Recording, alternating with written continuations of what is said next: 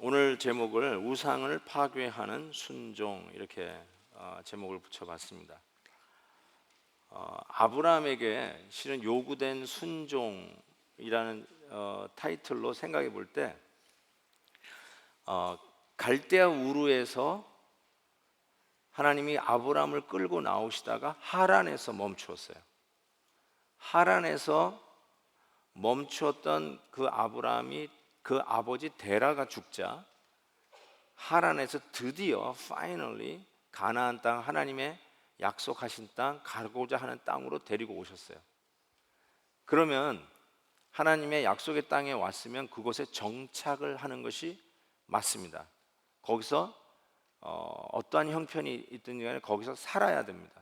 그런데 막상 하나님이 가라고 하는 땅에 갔더니 뭐 오아시스가 있고 뭐 낙원이 되어 있는 땅이 아니라, 소위 적과 꿀이 흐르는 그런 땅이 아니라 기근이 왔어요.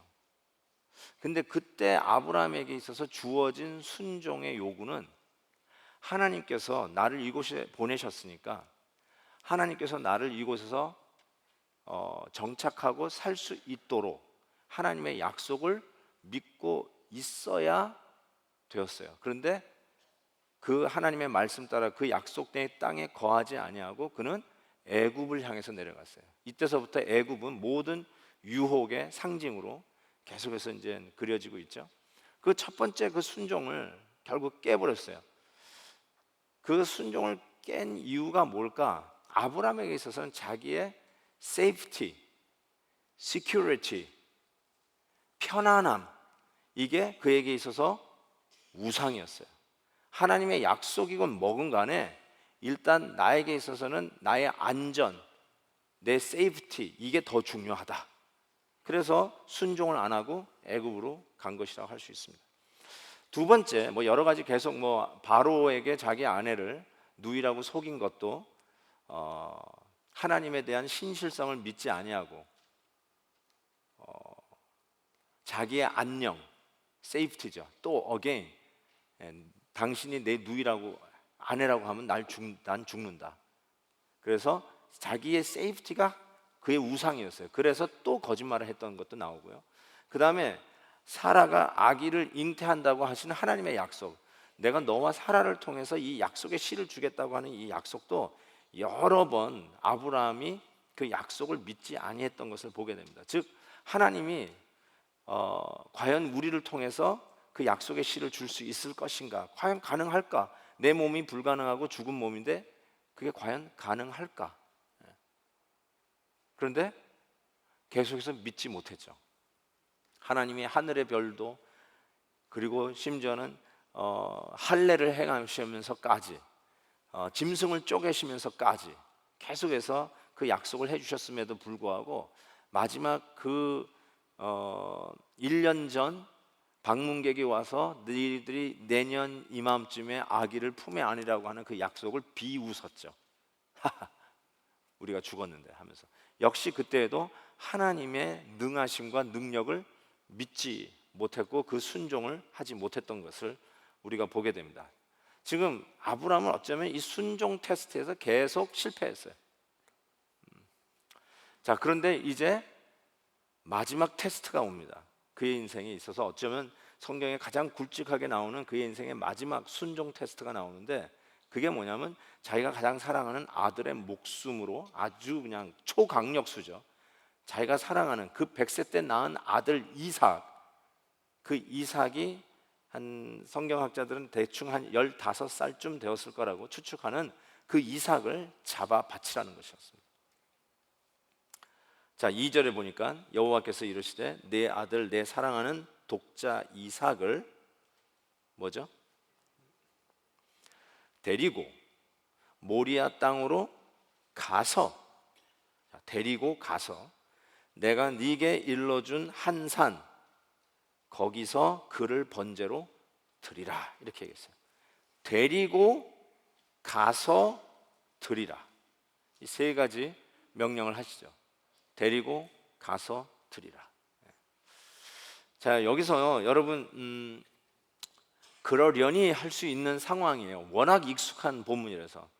그 여러분이 많은 생각을 안 하실 수도 있어요, 이 본문에 대해서. 근데 한번 이것이 여러분의 입장이라고 한번 생각해 봅시다. 여러분이 아브라함이에요. 여러분이 늦둥이를 낳았어요. 눈에 넣어도 아픈 그 아들이에요. 근데 그 아들을 어떻게 했냐면 정말 기도하다가 한 10년 만에 드디어 가진 아들이에요. 그래서 그 아들을 키우는 재미로 매일 살아요. 직장 갔다가 돌아올 때 그 아들이 빵긋 웃어주는 그거 생각하면서 집으로 신나게 돌아와요. 예. 자, 그런 아들인데 그 아들을 하나님께서 달래요. 도로 가지고 가시겠대요. 자, 그런 시츄에이션이라고 한번 상상을 한번 그 감정이입을 좀 해주세요. 예. 그냥 누가 그랬나 보다 이러지 말고 그게 나의 입장이라면 어떨까 한번 감정이입을 해보세요. 그래야 좀 본문이 좀 리얼하게 여러분에게 다가올 겁니다. 여러분 뭐 지금은 여러분이 하나님이 여러분에게 그런 말을 분명히 했다고 그래도 여러분이 아들 데리고 가서 죽이지는 못해요. 예, 절대로 그렇게 할 수가 없어요. 근데 더군다나 지금은 그런 것이 아니니까 이런 이야기가 옛날 호랑이 담배 피던 시절 무슨 신화 같이 느껴져 가지고 실제성, 리얼성이 떨어지기 때문에 여러분이 깊이 생각을 안 하는 함정이 있다고 저는 생각해요. 그럼에도 불구하고 한번 여러분이 여기에다가 좀 자기의 입장을 대조하면 충분히 현재 여러분의 상황 속에 적용할 수 있는 점들이 많이 나타나려고 생각해요.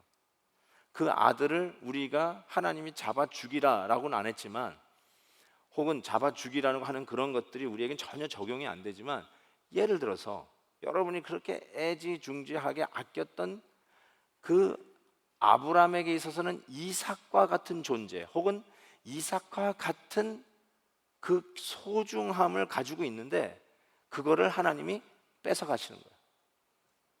도로 달라는 거죠, 쉽게 얘기해서. 자, 그런 상황이 벌어졌다라고 가정을 하고 볼 때 이 아브라함이 하나님께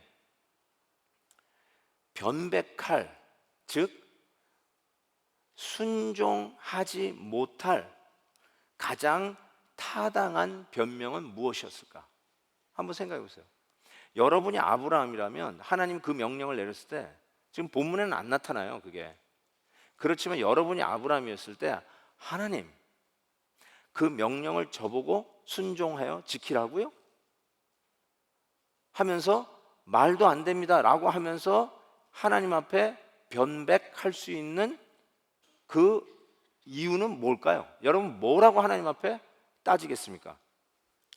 첫 번째로는요, 지금 하나님의 약속은 계속해서 나와 사라 사이에 그 약속의 씨를 주신다고 약속하셔가지고 드디어 주셔서 그 약속의 씨를 키우는 재미 속에 살아가는데, 얘를 다시 하나님 가져가시겠다 그러면 하나님이 약속하신 약속의 씨는 뭐죠? 하나님 도대체 Are you out of your mind? 좀 더 원색적으로 Are you crazy? 그렇게 얘기할 수 있어요, 없어요? 없어요? 제 생각은 굉장히 타당한 것 같은데요. 하나님 지금 저보고 그걸 순종하라고요? 여러분 한번 생각해 보세요. 아브라함이 바보입니까? 뭐 전능합니까? 생각을 못합니까? 순종하지 못했던 지난 과거를 생각해 보세요. 아유, 어떻게 하나님이 우리 몸을 통해서 아들을 낳게 해? 말도 안 돼, 말도 안 돼. 그런데도 하나님 계속 하셨잖아요. 야, 집요하시다. 하나님이 주는 거는 주겠다 약속하니 드디어 주시는구나. 그래서 받았잖아요. 그래서 대연도 배설하고 그 이삭에게 위협이 되는 존재 이스마엘도 정말 내 아들이지만 눈 딱 감고 내보내고, 그렇게 했는데 막상 하나님께서 그 이삭을 찾아가겠다니까 여러분이 하실 수 있는 말이 있잖아요. 아니, 데려가시려면 데려가시지. 그리고 이스마엘은 내가 왜 쫓아낸 후에 데려가시겠다는 겁니까? 따질 수 있잖아요. 이거 충분히 reasonable, 굉장히 설득력이 있는 이유가 있을 거예요. 그리고 하나님 약속은 어떻게 하겠다는 겁니까? 지금 뭐 하시겠다는 겁니까? 따질 수 있잖아요. 두 번째 이유, 이게 제일 나는 마음에 확 와닿는 거예요. 왜 줬다 뺐습니까? 이거. 예? 이거야말로 가장 감정에 호소하는 최고의 변명이라고 생각해요. 순종하지 않을 가장 타당한 감정적 호소. 왜 줬다 뺐습니까? 그러려면 주시지를 말지 왜 줬다 뺐으세요? 하나님은 이 전능하신 분이신데, 전지하신 분이신데 앞날도 내다 못 보십니까? 기껏 15살 15년 데리고 있다가 데려가실 거면 모트로 그 난리 구슬하면서 그 아들을 주시겠다 주시겠다 주시겠다 약속을 하셨습니까? 왜 줬다 뺍니까? 뭐 우리는 심심풀이 땅콩 인생입니까? 뭐 이 모양입니까? 하나님을 믿는 결과가 이것뿐이 안 됩니까? 자, 아브라함의 입장에서 그런 이유들이 있을까요? 여러분은 그런 이유 없어요? 왜 순종 안 하세요? 왜 순종 안 하세요? 여러분 무조건 안 하는 거예요? 아니요. 여러분도 이유가 있을걸요? 굉장히 타당한 이유가 있을걸요? 여러분도 굉장히 누구든지 설득할 만한 일이 있을걸요? 지금 제가 아브라함이 그 하나님의 명령을 순종 안 할 수 있는 충분한 설득력 있는 이유가 있었듯이 왜 줬다 빼서? 맞아. 모든 사람 거의 설득할 수 있을 것 같은데 저는 제가 그 상황에 있었다면 주위에 있는 사람 다 설득할 수 있을 것 같아요. 이거 아들을 바쳐야 돼 말아야 돼? 무슨 소리야? 그 아들을 왜 바쳐? 그 하나님이 약속해서 주신 아들을 왜 하나님이 돌아갔겠어? 잘못 들은 걸 거야. 하나님 아니야. 그 하나님 지금 out of his mind. 그러면서 막 뜯어 말릴 것 같아요. Don't you think so?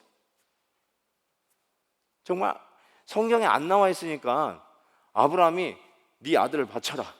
Yes, sir. I've been waiting for that. 그러면서 갖다 바쳤을 거라고요? 천만의 말씀을요. 이런 리즈닝이 뒤에 없었을 거라고요. 이런 고민과 번민이 그의 생각에 없었을 거라고요. 근데 하나님께서 그거 순종해야 되는데 아브라함이 무슨 생각을 했을까요? 여태까지 계속해서 순종하지 못했어요. 순종하지 못했는데도 하나님께서 계속해서 당신의 약속을 신실하게 지켜주셨어요. 그것이 그의 인생의 간증으로 남아요. 늘 순종에 실패하고 순종에 거꾸라지고 항상 자기가 자빠지면서 깨달았던 것들, 그것들이 주마등처럼 지나갔을 거라고 생각합니다. This is it. Final moment. 욥도요 굉장히 비슷했다고 저는 생각하는데요. 여러분 아시다시피 성경에 나온 인물 중에 가장 지독히도 고생하고 고난을 당한 자가 욥입니다. 욥보다 더 고난 당한 사람이 있었을까요? 10자식을 다 잃어버렸어요. 한두 자식은 잃어본 경험이 있는 분도 많고 자식을 먼저 앞세운 부모님들 그 아이는 가슴에 묻는다고 하지 않습니까? 제가 아는 장로님은 초등학교 때 자기 딸을 잃었어요. 딸을 잃었는데 나만 보면 울어요. 나는 그래서 제가 설교를 굉장히 은혜롭게 하는 줄 알았어요.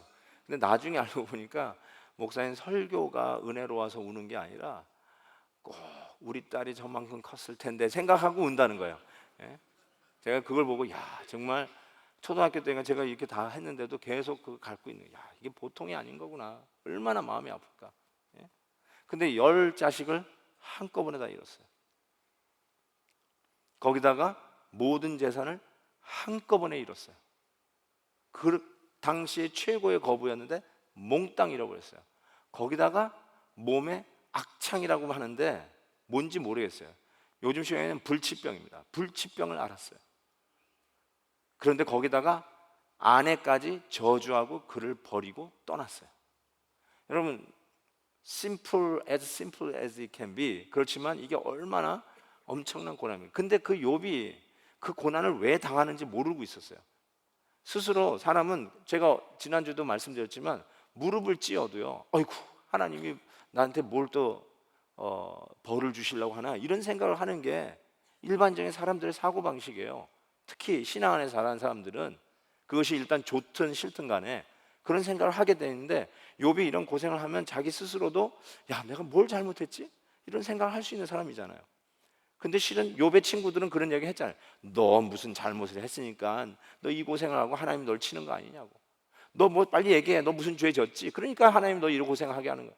욥은 그런 게 없는 거예요. 생각이 안 나. 내가 뭘 죄가 있다면 예배드린 죄뿐이 없다. 뭐 이렇게 얘기할 수밖에 없는 그런 상황일 거예요. 근데 욥이 이런 표현을 했어요. 여기 본문 보니까 욥이 얼마나 답답하면 이런 얘기를 했을까 싶어요. 보세요. 그가 나를 죽이시리니 내가 소망이 없노라. 그러나 그의 앞에 내 행위를 변백하리라. 제가 그래서 일부러 타이틀에 아브라함이 하나님 앞에 변백, 그러니까 자기의 입장을 변호하기 위한 자기의 통사정을 변백이라고 할 수 있어요. 변백하리라. 이 정도로 욥은 속이 상했어요. 내가 하나님 만나면 나 한번 따질 거야. 하나님 놓고 내 통사정을 할 거야. 왜 나한테 이런 일이 일어나는지, 왜 나를 이렇게 괴롭히시는지, 나를 왜 이렇게 힘들게 하시는지, 나에게 타당한 이유가 있기 때문에 따지겠다는 거예요. 이게 바로 욥의 생각이었어요. 그런데 여러분 한번 생각해 보십시오. 여러분이 하나님의 말씀에 순종하지 못할, 안 할이라고 얘기하고 싶겠죠. 실은 순종 못한다고 얘기하죠 우리가. 근데 순종을 안 하기 위해서 만드는 변명들이 있습니다. 여러분도 가지고 있을 거예요. 하나님, 내가 순종하면 나 렌트비 낼 돈이 없습니다. 이거 순종하면 내 자녀들 교육시킬 돈이 없습니다. 내가 이거 순종하면 이 비즈니스는 망합니다. 내가 이거 순종하면 나 저 사람하고 등집니다. 내가 이 순종하면 저 어쩌면 쫓겨납니다. 무슨 변명이 더 있을지 모르겠어요. 하나님, 제가 하나님 말씀대로 순종하면 제가 더 이상 살아갈 길이 없습니다. 뭐 이런 여러 가지 누가 들어도 타당성이 있고 설득력이 있는 그런 이유들을 이야기할 것이라고 저는 생각이 들어요. 그런데 가만히 살펴보면 아브라함의 입장에서도 지금 그가 타당한 이유, 모든 사람 설득이 될 만한 이유로 변명할 수 있었는데, 여러분 아브라함은 순종합니다. 이삭을 바쳐요. 그 말도 안 되는 하나님의 명령에 순종합니다. 줬다 뺏고 하나님의 약속은 그러면 뭡니까? 그러면 쓰레기였습니까? 나를 우롱하기 위해서 그 약속을 지금까지 하신 겁니까? 하고 얼마든지 따질 수 있는 그것도 접고 하나님 말씀에 순종합니다. 왜 순종할 수 있었을까? 저는요, 실은 아브라함이 이 순종은 무슨 선택을 하나님이 아브라함에게 주면서 하나님이 아브라함을 시험했느냐면, 결국 너 하나님 선택할래? 아니면 내가 너에게 약속으로 준 선물 이삭, 축복의 선물, 하나님의 축복을 선택할래? 이 둘 중에 선택하라고 하는 하나님의 시험이었어요. 그러니까 여러분 잘 아까 생각해 보세요. 하나님, 내가 말씀에 순종하면 이게 안 됩니다. 이게 망합니다. 이거가 허물어집니다. 내 꿈이 산산조각 납니다. 뭐든지 간에 이게 뭐냐면요, 하나님의 축복이에요. 하나님의 약속으로 이래서 내가 받아 누리고 지금도 그거를 너무너무 기쁘게 인조이하고 있는 것들이에요. 그런데 하나님이 주셨음에도 불구하고 하나님께서 내가 너에게 준 선물 그것이냐 아니면 나냐 선택하래요. 근데 우리가 그 앞에서 이렇게 얘기하는 거예요. 하나님 없이는 내가 살지 몰라도 하나님이 주신 이 축복, 이 선물 없이는 나 못 삽니다 하고 변명을 대는 거예요. 그렇기 때문에 이게 뭐냐? 이게 우상인 거예요. 여러분이 가지고 있는 이게 우상 덩어리. 왜냐하면 하나님 없이는 살 수 있어도 이거 없이는 못 삽니다 했기 때문에 그래요. 여러분이 그 말을 입으로 안 했다 할지라도 그 뜻이에요. 내가 왜 하나님의 말씀을 듣지 못하느냐, 순종하지 못하느냐, 그리고 왜 수많은 변명을 얘기하느냐, 그 변명을 또 들어보니까 그 이유가 뭐냐, 이게 내가 가지고 이거 있는 거를 잃어버린다는 거예요. 이게 망한다는 거예요. 이게 없어진다는 거예요. 그러면 더 이상 나는 살 이유, 재미, 보람 없다는 거예요. 그래서 순종할 때, 즉 하나님의 말씀에 순종하여 이 이삭을 달라고 하는 하나님 앞에 드릴 때 내가 가지고 있었던 이 우상이 드디어 산산조각 파괴되는 것이죠. 내 우상을 드디어 깨는 거죠. 아세라 목상을 깨듯이, 바로의 그 신전을 깨부시듯이 내 안에 있는 그 우상을 깨고 나는 하나님 앞에, 하나님 없이는 못 산다고 하는, 그래서 하나님의 말씀이 곧 나에게 생명이에 그 말씀에 순종하겠다고 하는 그 길을 가는 거죠. 순종함으로써 우리가 결국 뭘 할 수 있냐면 내가 가지고 있는 우상으로부터 극복이 될 수 있어요. 순종이 우상을 극복하는 비결입니다. 순종하지 못하는 것은 우상을 내가 더 믿고 더 사랑하고 그것이 내 더 생명이라고 생각하기 때문입니다. 그래서 순종을 안 해요. 근데 아브라함이 순종 안 했던 그 경험들을 살려보니까, 쭉 생각해 보니까 순종 안 하면 자기 손해라는 걸 알게 됐어요. 그래서 드디어 그는 하나님의 축복 이삭을 선택한 게 아니에요. 그 이삭, 나의 생명 같고 내가 일어날 이유요, 내가 직장 다니고 이유요, 집으로 돌아오는 기쁨이요, 그 아이 자라가는 보람으로 살며 나에게 늘 미소를 안겨다 주는 내 가슴 벅찬 그 아들, 내가 저놈 때문에 살지, 이게 늦지막히 난 저 아들 때문에 내가 살지, 저놈 없었으면 내가 어떻게 살 수 있었을까, 저놈 없었으면 내가 우리 가정에 웃음이라도 있었을까. 제가 우리 막내딸다고 하는 말이에요, 이게. 진짜예요. 제 막내딸 놓고 하는 말이에요, 이게.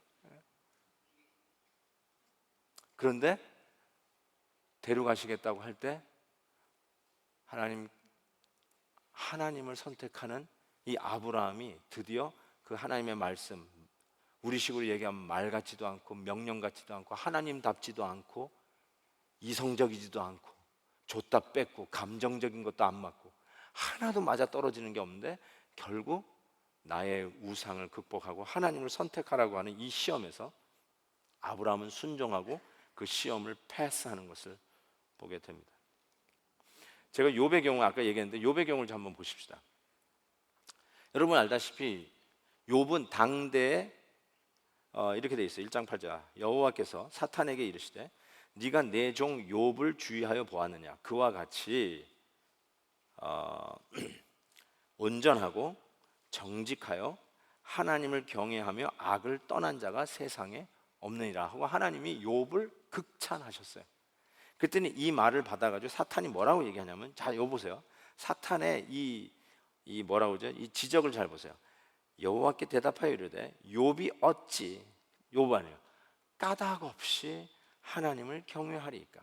주께서 그와 그 집과 그 모든 소유물을 울타리로 두르심 때문이 아니니까. 주께서 그의 손으로 하는 말을 복되게 하사 그 소유물이 땅에 넘치게 하셨음이니라. 이렇게 얘기했습니다. 자, 여러분 이게 뭘 얘기하는 거죠? 욥이 왜 온전하고 정직하면서 하나님이 쟤는 나를 사랑하는 사람이야 라고 극찬했냐? 사탄이 옆에 있다가 하나님 아이고 순진도 하셔라, 그게 아니에요.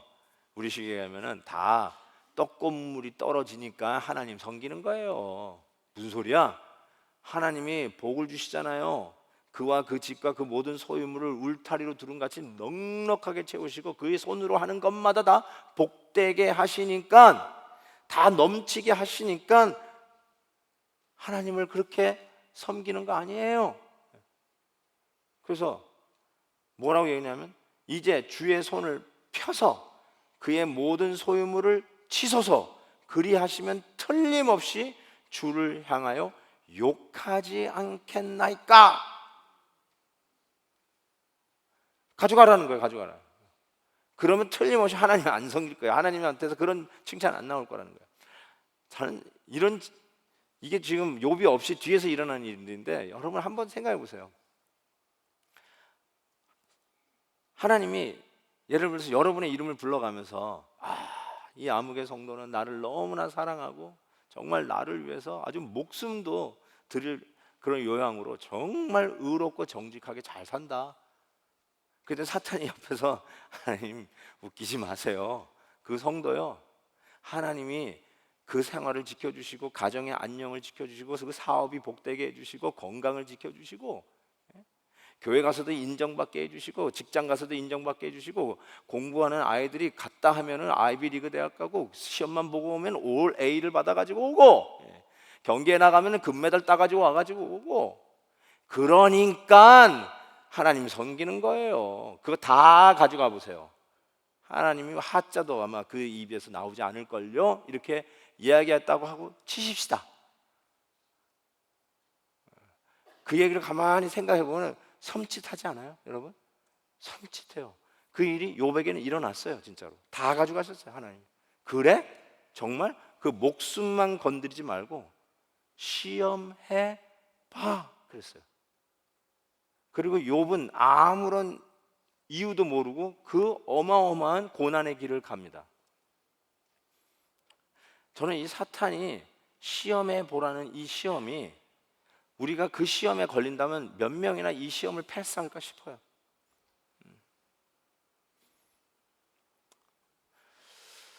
이것도 역시 우리 가운데 있는 우상을 보게 되는 시험이라고 저는 생각해요. 그와 그 집과 그 소유물을 울타리에 넉넉하게 하시고 그의 손으로 하는 모든 것이 복받게 하시고 넘치게 그 소유물을 부어주시는 하나님, 그것만 걷어가시면 하나님의 하자도 없습니다 라고 이야기한다면 이 까닭 없이 하나님 섬기겠냐는 거야. 까닭 없이. 우리는 다 복받기 위해서, 나 잘되기 위해서, 나의 입지를 위해서, 나의 나됨을 증명하기 위해서 하나님이 내 얼굴을 번듯하게 세우시니까 그것 때문에 하나님을 섬긴다라고 얘기하고 있다는 것이죠. 근데 하나님은 그 욥을 시험하시잖아요. 그래서 아까도 얘기했잖아요. 내가 뭘 잘못했다고. 내가 뭘 잘못했다고. 하나님이 나에게 이런 일을 하시고. 그래가지고 막 하잖아요.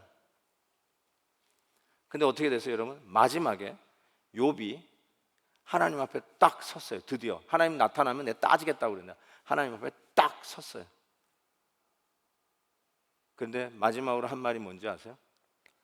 내가 여태까지는 귀로만 듣던 오디오의 신앙으로 살다가 이제 드디어 하나님을 만나고 이 고난을 통과하면서 나의 우상을 극복하면서 내가 무슨 특별한 죄를 지어가지고 이런 일을 당한 건 아니지만 그럼에도 불구하고 나는 하나님 앞에서 죄인일 수밖에 없다는 것을 깨달으면서 이제는 눈으로 비디오의 신앙으로 내 신앙이 업그레이드된 것을 그때 고백을 합니다.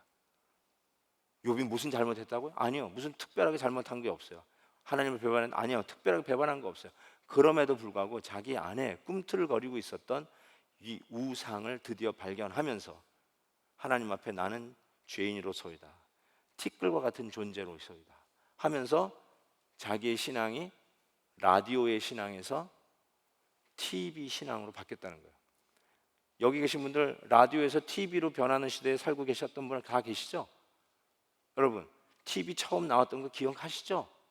혁명이었어요. Revolutionary thing이에요. 라디오에 모여서 라디오 성우들이 하는 그 드라마 들은 재미로 라디오 켜고 사셨던 분이 드디어 TV가 나왔고요.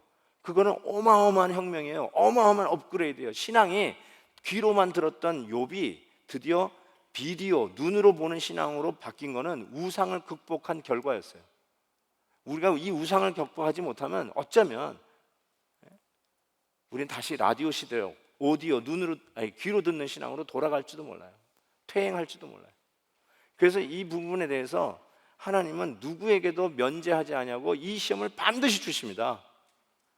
저 여기 서 있는 이 김 목사부터 시작해서 하나님께서 시험하시려고 아브라함을 불러서 그 이삭을 내놓으라. 그의 우상화돼 가고 있는 우상일 수 있는 우상인 그 이삭을 내놔라 하는 이 시험은 누구에게도 다 하십니다. 어떤 자에게는 그게 재물이요, 어떤 자에게는 그것이 명예요, 어떤 자에게는 그것이 여러분의 자존심이요, 어떤 자에게는 여러분의 의요, 어떤 분에게는 여러분의 잘난 맛이요. 그게 구겨지면 끝나는 거죠. 우상이에요, 우상.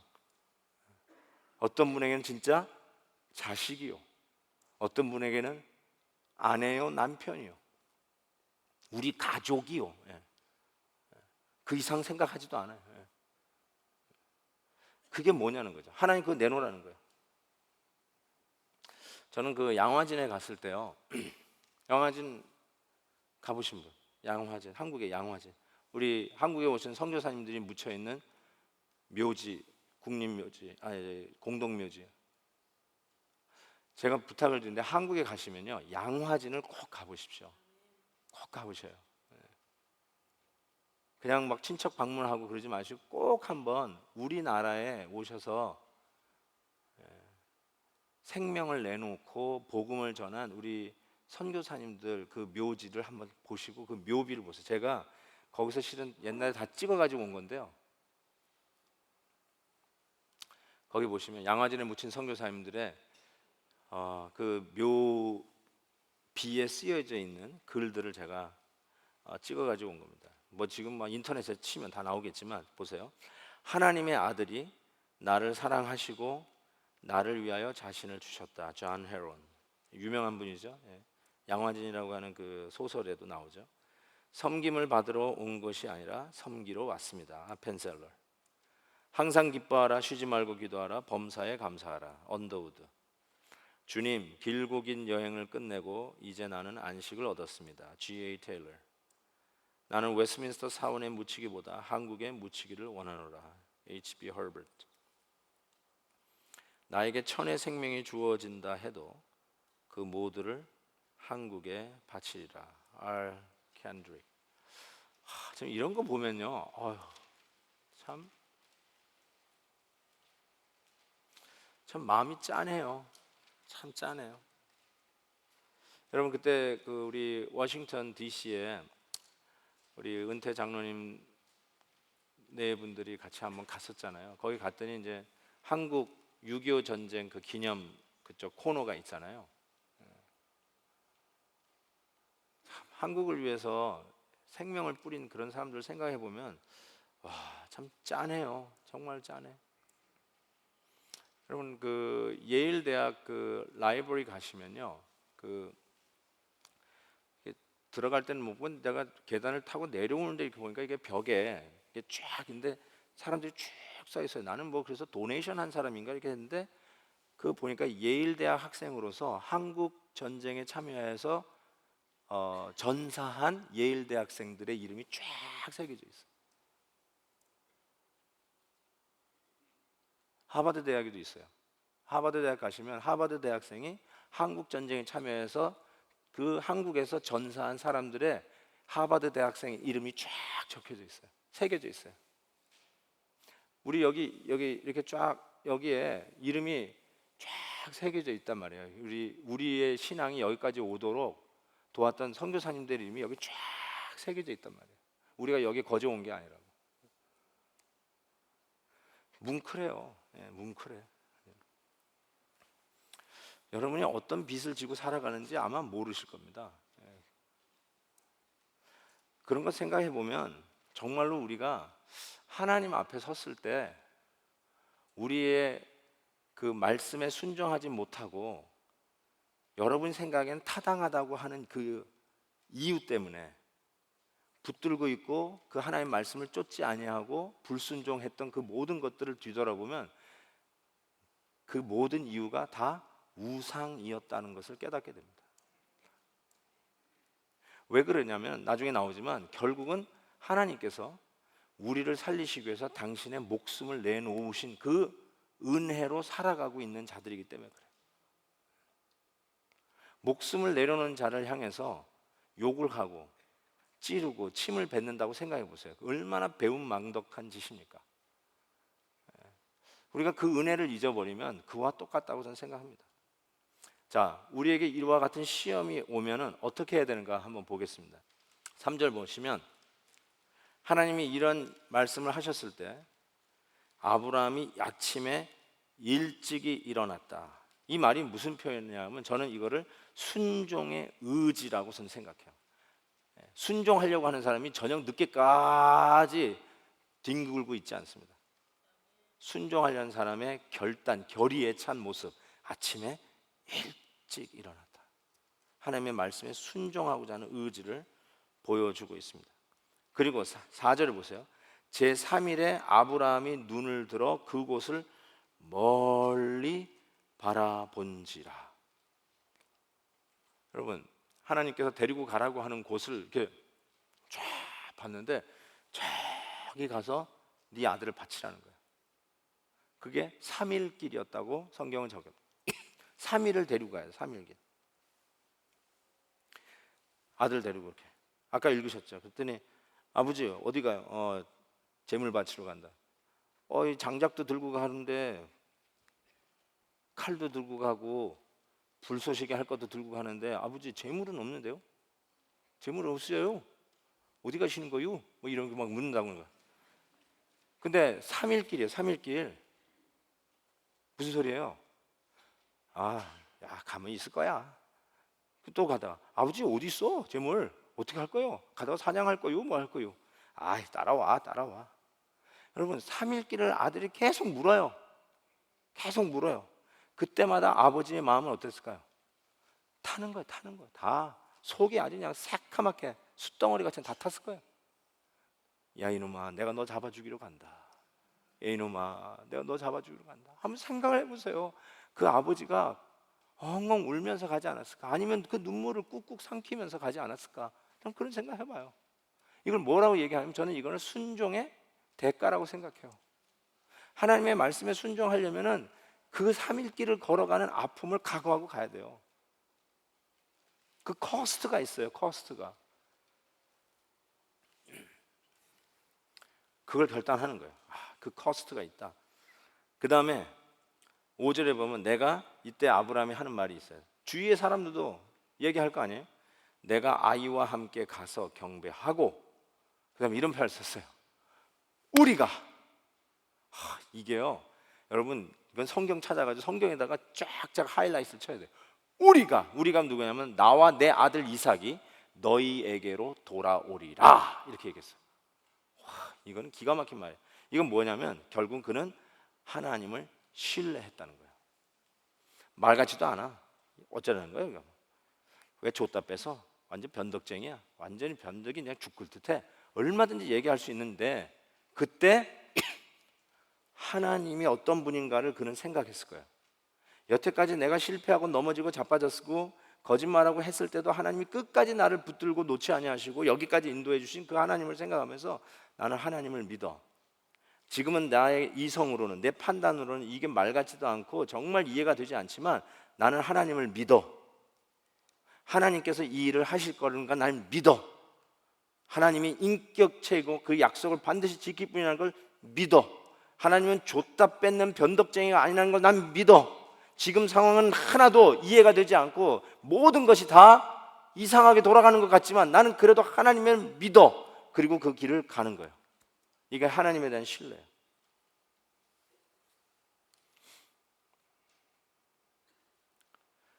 (8절에) 보니까 아브라함이 이르되 내 아들아 번제할 어린 양은 하나님이 자기를 위하여 친히 준비하시라 하고 두 사람이 함께 나아갔다 이렇게 되어 있어요. 하나님이 준비하실 거야. 이제 하나님이 준비하실 거야. 히브리서 11장에 보면 믿음장이죠. 히브리서 11장 믿음장에 보면 히브리서 기자가 아브라함의 마음을 이렇게 해석해냅니다. 잘 보세요. 성경은 성경으로 해석해요. 그가 하나님이 능히 이삭을 죽은 자 가운데서 다시 살리실 줄로 생각한지라. 와우. 그가 가서 하는 게 이게 도대체 어떻게 되는 거지? 죽여도 하나님 말씀 따라서 죽여서 드려도 하나님이 얘를 다시 살려줄 것을 믿었어요. 그래서 하나님에 대한 철저한 신뢰를 그가 표현하면서 자기의 우상단지가 될 수 있는 이삭을 하나님 앞에 드리면서 하나님을 선택하는 이 시험을 통과하게 되는 것입니다. 여러분 아침에 일찍 일어나세요. 하나님 말씀 순종하려면 아침에 일찍 일어나세요. 무슨 소리냐면 딴 사람 소리 듣지 말고 하나님 소리부터 들으라는 말이에요. 사람 소리 듣지 마세요. 하나님의 말씀에 순종하는 일에 하나님을 신뢰하는 일에 사람 소리 듣지 마세요. 전화 돌리지 마세요 제발. 막 이리저리 전화 돌리고 카톡 돌리지 마세요. 뭐 대단한 일이라고 뭐 카톡 돌리고 야단이십니까? 그런 거 하는 거 아니에요. 아침 일찍 일어나 사람 소리 듣지 말고 하나님의 말씀에 귀 기울이시고 하나님을 철저히 신뢰하세요. 여론몰이에 휩쓸리지 마세요. 하나님의 말씀에 바로 서고 하나님 앞에 정직하면 하나님이 앞서서 해결해 주십니다. 저는 그걸 분명히 믿습니다. 10절에서 12절 보세요. 손에 내밀어 칼을 잡고 그 아들을 잡으려 하니 여호와의 사자가 하늘에서부터 그를 불러 이르시되 아브라함아 아브라함아 하시는지라. 아브라함이 이르되 내가 여기 있나이다 하매 사자가 이르시되 그 아이에게 네 손을 대지 말라. 그에게 아무 일도 하지 말라. 네가 네 아들 네 독자까지도 내게 아끼지 아니하였으니, 이거 보세요. 내가 이제야. 나는 이 말씀에 너무 눈물이 나요. 실제로 하나님이 나에게 하시는 말 같아요. 내가 이제야.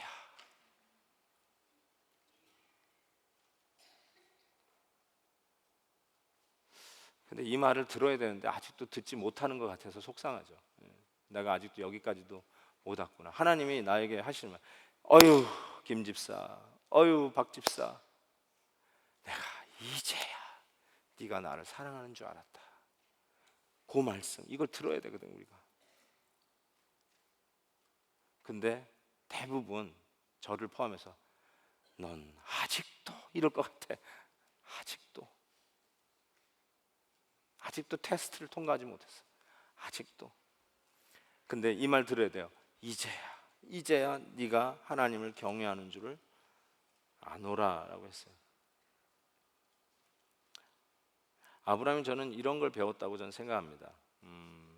예수님이 친히 하신 말씀이에요. 요한복음 8장에 보면 너희 조상 아브라함은 나의 때 볼 것을 즐거워하다가 보고 기뻐하였느니라. 예수님이 친히 하신 말씀이에요. 여러분 생각해 보세요. 그러니까 사람들이 이 얘기 듣고 굉장히 혼돈했죠. How old are you? 그랬거든요.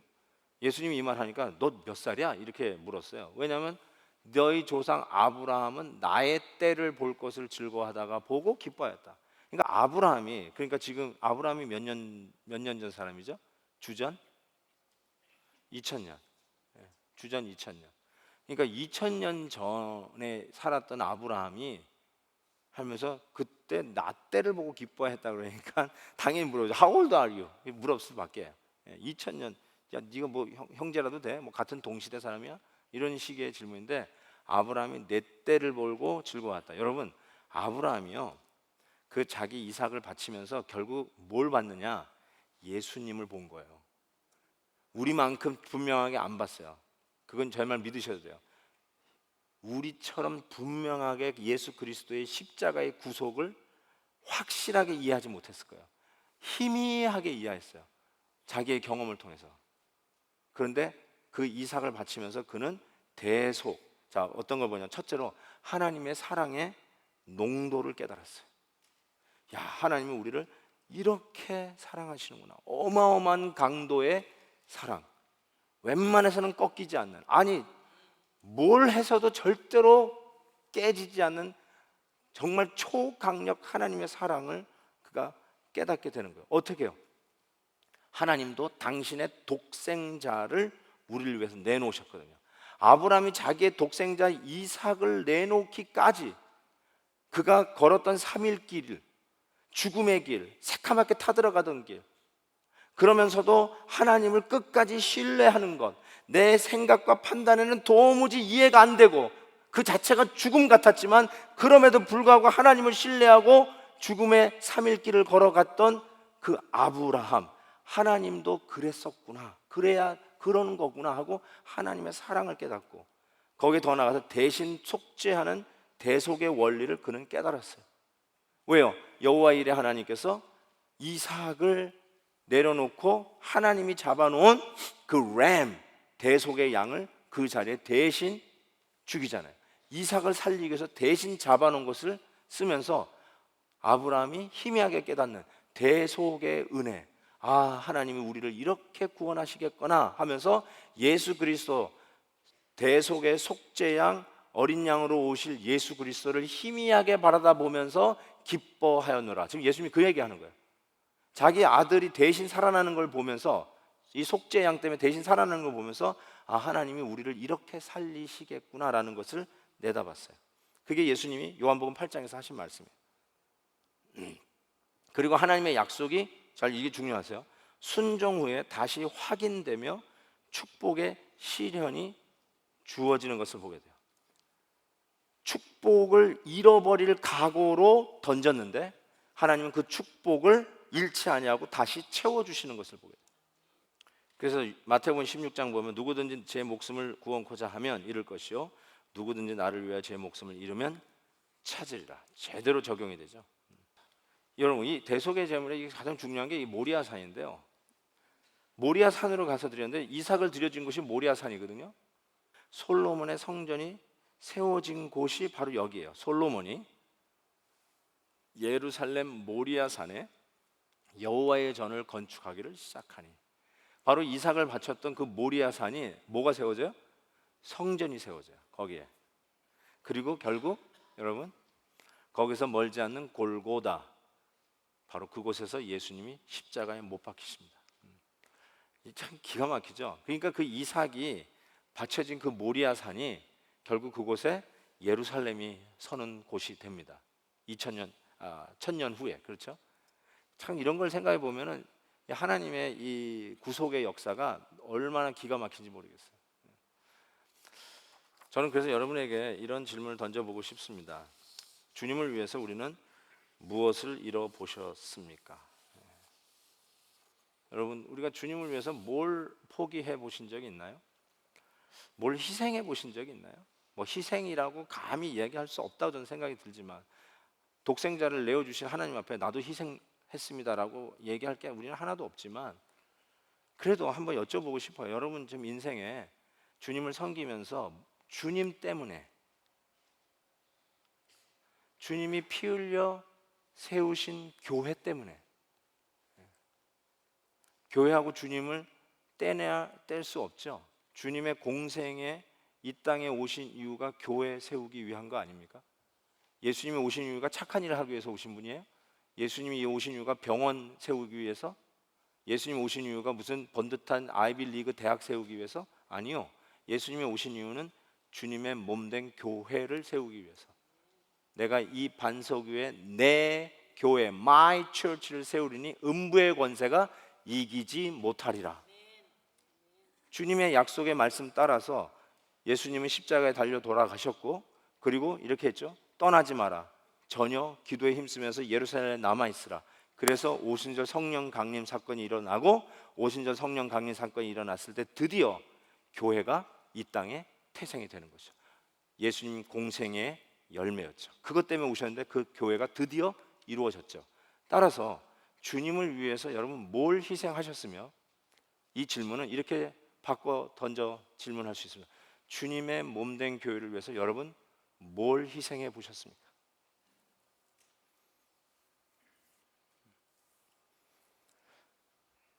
혹시 욥을 칭찬하던 하나님 옆에서 사탄이 말하기를, 교회를 제가 섬기는 게요 까닭이 있어서예요, 하나님 사랑하는 게 아니에요, 지 own self interest가 있어서요 그래요. 지금 그 얘기하고 있는 거예요. 사탄이 믿음 있는 것 같은데 그게 아니라 자기 own interest가 있어서 그런 거예요. 까닭이 있어서 그래요. 자기의 목적을 이루기 위해서 그래요. 하나님을 위하는 게 아니라 주님을 위하는 게 아니라는 거예요. 여러분 그게 뭘까요? 하나님께서 여러분에게 시험대에 올려놨어요. 하나님이냐, 우상, 또 다른 키워오고 있는 우상이냐, 그거 좀 생각 좀 해보라는 거예요. 깊이 좀 생각 좀 해보라는 거예요. 아브라함이 겪었을 그 고뇌와 그 process of thinking, 그 생각의 과정을 한번 생각해 보세요. 말도 안 되는 시험이잖아요. 그럼에도 불구하고 하나님 말씀을 신뢰하고 가면서 드디어 자기의 우상 이삭을 내려놓고 하나님을 선택했을 때 이삭도 찾고 하나님도 찾잖아요. 너무 중요한 교훈이라고 저는 생각합니다. 순종할 때 우상을 극복하고, 순종할 때 하나님을 찾고, 순종할 때 하나님의 축복도 다시 되찾는 이 놀라운 이 원리를, 이 창세기 22장은 아브라함이 이삭을 바치는 사건을 우리에게 오늘도 교훈하신다고 믿습니다. 정말 깊이 오늘 말씀을 생각하면서 우리의 신앙생활 한 걸음 한 걸음을 걸어가야 되리라고 믿습니다. 잠시 한번 기도하는 시간을 갖도록 하겠습니다. 죄송하지만 우리 수요 예배 때는 항상 좀 내려앉아서 기도하는 시간을 갖는데, 자, 좀 다 내려앉읍시다. 좀 하나님 앞에 겸손하게 좀 내려앉고, 내려앉는 마음으로 우상도 좀 내려앉고, 저 옆으로 복도로 나오셔도 되고요. 조금 우리 기도 좀 하십시다. 오늘 또 총회도 있고 그런데 하나님, 참 주의 귀한 일들을 위해서 우리가 오늘도 하나님이 맡겨주신 일 겸손하게 감당하게 해 주옵소서. 이렇게 기도하십시다. 그리고 오늘 말씀을 들으면서 정말 내가 아브라함이 좀 되어 보시고, 혹시 하나님이 오늘 나에게 바치라고 하는 그 이삭은 뭘까 한번 좀 생각 좀 해보셨으면 좋겠어요. 나의 이삭은 뭔가? 하나님을 택할 것이냐, 하나님이 나에게 주신 선물 이거 놓지 못해서 그것을 택할 것이냐, 그 기로점에서 하나님이 여러분을 시험하고 계시는데, 한번 깊이 생각하시면서 그게 뭘지 한번 고민하면서 기도하는 시간이 됐으면 좋겠습니다. 한 3, 4분 정도 시간을 좀 드릴게요. 기도하십시다. 우리 같이. 오 주님,